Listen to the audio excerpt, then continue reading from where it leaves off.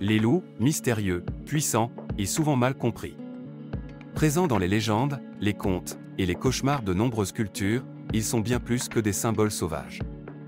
Derrière leur hurlement nocturne se cache une réalité fascinante, celle d'un animal social, intelligent, et parfaitement adapté à son environnement.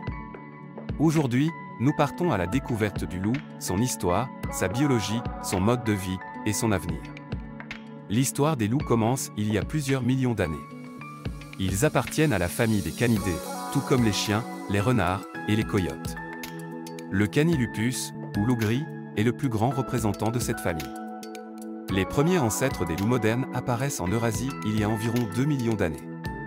Progressivement, ils s'adaptent à divers environnements, des plaines gelées de Sibérie aux forêts d'Amérique du Nord. Mais c'est aussi l'histoire du chien domestique qui commence ici. Selon les recherches, les chiens descendraient d'une ancienne population de loups, domestiqués il y a environ 15 000 ans. Une cohabitation fascinante entre l'homme et l'animal sauvage. Le loup est un prédateur né. Son corps est conçu pour la chasse, l'endurance et l'adaptabilité. Il peut mesurer jusqu'à 1,80 m de la tête à la queue et peser entre 30 et 80 kg, selon les sous-espèces. Son pelage, souvent gris mais aussi noir, blanc ou brun, varie selon l'habitat. Il assure une isolation parfaite contre le froid extrême. Ses dents puissantes peuvent exercer une pression de plus de 150 kg par centimètre carré, capable de briser les os des proies. Mais ce qui distingue vraiment le loup, c'est son cerveau. Doté d'une intelligence sociale remarquable, il comprend la hiérarchie, la stratégie, et même une certaine forme de communication. Contrairement à l'image du loup solitaire, le loup est un animal très social. Il vit en meute structurée, souvent composée de 5 à 10 individus, dirigés par un couple dominant, parfois appelé alpha. Chaque membre a un rôle: chasse, protection, soin des jeunes, apprentissage. La meute fonctionne comme une famille soudée, avec des règles claires et des rituels sociaux. Le hurlement, loin d'être une menace, est un moyen de communication. Il sert à rassembler les membres, à délimiter le territoire ou à avertir d'un danger. Le loup est carnivore, mais aussi opportuniste. Son régime varie selon les régions: cerfs, élans, sangliers, mais aussi petits rongeurs, poissons ou même charognes. La chasse se fait souvent en groupe, avec une stratégie collective et une coordination digne des meilleurs tacticiens.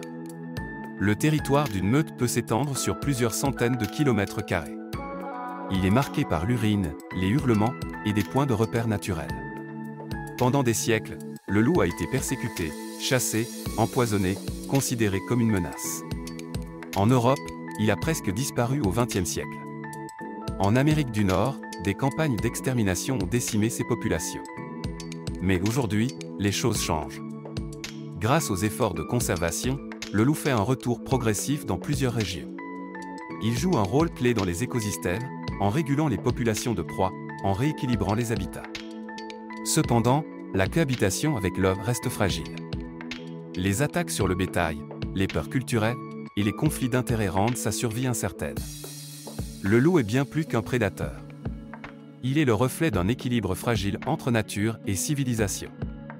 Comprendre le loup, c'est comprendre notre rapport à la nature. Et peut-être, apprendre à mieux cohabiter avec elle. Protéger les loups, c'est protéger la biodiversité, mais aussi un patrimoine symbolique, écologique et culturel essentiel. Alors, la prochaine fois que vous entendrez un hurlement au loin, souvenez-vous, ce n'est pas une menace, c'est la voix sauvage de notre planète.